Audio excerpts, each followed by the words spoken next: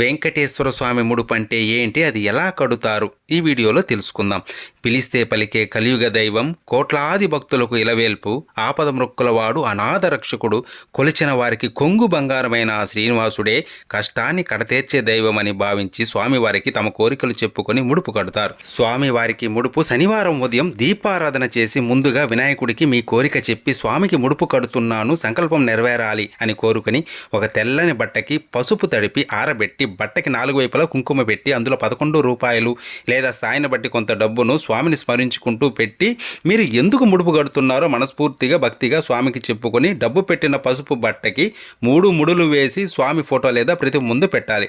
కోరిక తీరాక ముడుపుతో దర్శనానికి వస్తానని ముందే స్వామికి మాట ఇవ్వాలి. స్వామి అష్టోత్తరం గోవిందనామాలు ప్రతిరోజు చదువుకోవాలి. కోరిన కోరిక తీరిన తర్వాత స్వామి దర్శనం చేసుకొని ముడుపుతో పాటు కొద్దిగా వడ్డీని కూడా కలిపి స్వామిని తలుచుకొని ఉండిలో వెయ్యాలి.